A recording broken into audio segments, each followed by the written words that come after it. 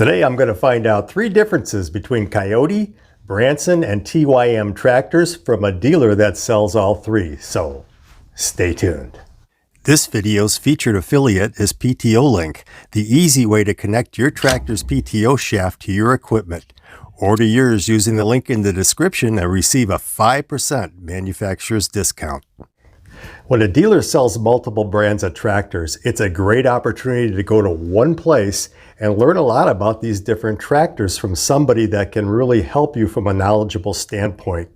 Now, there are 3 questions that I think are worth asking anytime you go into a situation like that.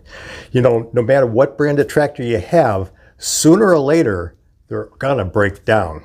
So the first question that I'm going to ask Mike Schramke today is, of the 3 brands of tractors, which one has the highest fill rate when he orders parts? Hi, Paul. Thanks for inviting me, and love your channel, by the way.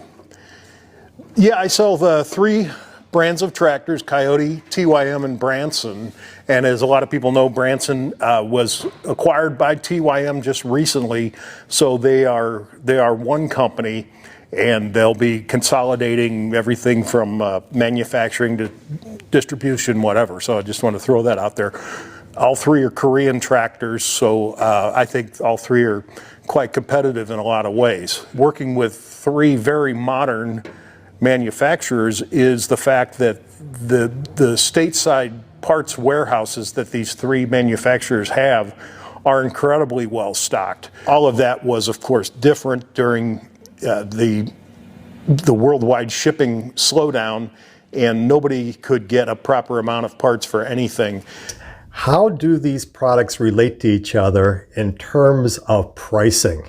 Which one's the price leader, which one's in the middle, and which one's at the bottom? Mike, what say you? If I had to rank them, I would say Branson is the most economical, TYM would be the next up, and Kioti would be the upper on the price. And that's a simple answer, but you also need to look at the way that a potential customer is purchasing. The Kioti might be $1 or $2 more than the TYM or the Branson, but Kioti oftentimes has really, really tempting finance offers. Recently, we had 1.99 on a Kioti CK2610. So yeah, what if the tractor costs $500 more, but they have, and you're a finance buyer, the financing makes, might make the more expensive tractor, in fact, much cheaper. But purely dollars, when they hand me the factory invoice, I suppose, without getting into breaking different lines down, it would be Branson, TYM, Kioti. So Mike, when you think of Branson or TYM or Kioti, what's the one thing that really is their strong point? If we're just talking brand recognition, and brand reputation, I think right off the bat, the TYM is noted for their tractors being completely loaded, if you will, with the possible exception of the transmission choice. Are you buying a manual transmission, or are you buying a hydrostat transmission? Well, oh, look at that. The list is done because everything else is standard. And that's kind of TYM's deal. Branson, they are, generally speaking, bigger. They weigh more. They lift more. They're just beefy. They're brawny. They're not flashy.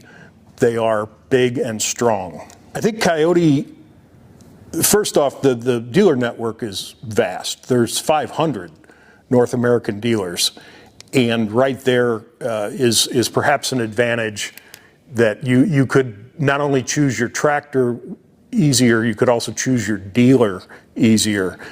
Kioti has a continuity of parts that I think is probably the envy of the industry. Let me explain. The 3510, which is the 35 horsepower tractor, the 4010, 4510, 55, 60, they all are essentially the same engine. It's a 3-cylinder engine, and through use of turbocharging, which starts at 45 horsepower, and computer tuning, a little bit of exhaust tuning, things like that, they get the horsepower. What that does is, say that you need a, why would you, but a piston. You need a piston, by golly, you're rebuilding an engine at 10,000 hours. That piston is used throughout the line. And let me go one further.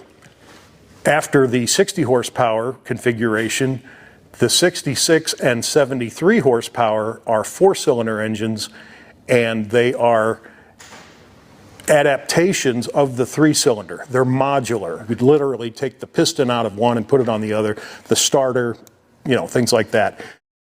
Shop the dealer. You're going to be partners with this man or woman for hopefully decades. Tractors are designed, everybody's tractors are designed to last for decades, if not generations. And so you need to have a dealer that, you know, does the dealer give you his personal cell phone number? Does the dealer ask, what is the layout of your property? And what do you think will be your biggest challenges? And then tries to offer you choices that don't necessarily automatically favor him or her. You know, if you want to cut a pasture once a week and it's 8 acres, does that dealer walk you to a 60 horsepower cab tractor with Bluetooth radio when you said that, you know, you're kind of on a budget? It's important to have a partnership with the dealer, to research the dealer, to look at the dealer's Google reviews, and to hopefully get referred by a friend. It's like everything else. If you ask good questions, you get good answers. If you've got questions that you think should be asked when you visit a tractor dealer with multiple brands, leave a comment down below, and thanks for watching.